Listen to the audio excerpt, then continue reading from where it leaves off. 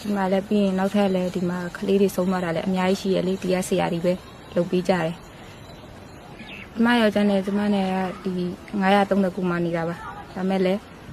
လိုက်လာတာကျမဟာမကြသေးပါအိမ်နောက်သက်3နှစ်ကာလမှာအခုလိုဖြစ်ပါတယ်အလုပ်သိမှာဘူးပေါ့ဘာဖြစ်လို့လဲဆိုရင်တစ်ချိန်ကဒီလူတွေဟာတက်မတော်ပေါ်မှာ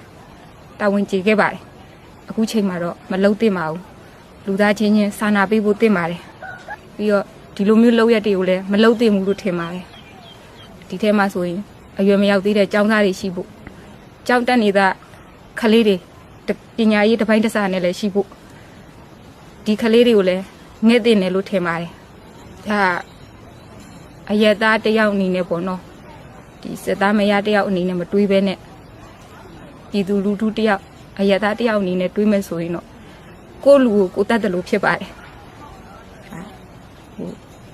စော်ကားတာတော့မဟုတ်ပါဘူးတချို့အရာတွေဆိုရင်မဆန်နဲ့လှုပ်ရက်လို့လည်းထင်ပါတယ်ဘာဖြစ်လို့လဲဆိုကျမတို့ဟာဒီတက်မတော်မှာမလိုခဲ့ရင်အောင်မှပြည်သူလူထုတရက်ဖြစ်သွားပါတယ်တစ္ဆာဆောင်ထိန်ပြီးတော့ကျမတို့လှုပ်ခဲ့တဲ့များအားလုံးနဲ့ဒီချိန်မှာတဲတဲ့ရည်တုံလို့ခံစားရပါတယ်ရှိပါတယ်ကျမတို့လုပ်ပေးပါမယ်လို့လည်းပြောထားပါတယ်ကျမတို့လည်းဒီညော်လင်းချက်ကလေးတစ်ခုနဲ့ပဲတက်ရှင်နေကြတာကိုဖြစ်ရှင်တဲ့ဆန္ဒကိုဆွဲပြောရမယ်ဆိုရင်အခုလိုဖြစ်ခါနေအခုလိုပေါ့နော်ကိုမိသားစုနဲ့ကိုရံပြီးတွေ့ခါနေမှာအခုလိုမျိုးဖြစ်သွားတဲ့ခါကျတော့ရှင်ထဲမှာတော့ကောင်းနာကြီးခဲ့ပါတယ်ဒါပေမဲ့လည်းကျမတို့ဟာမလွတ်သေးပါဘူးဒါမဲ့လည်း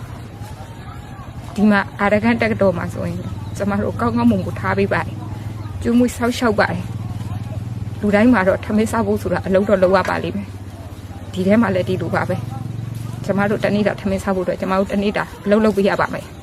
ဒါလည်းကျမတို့နားလဲပါတယ်စေဝါဆိုလဲနေမကောင်း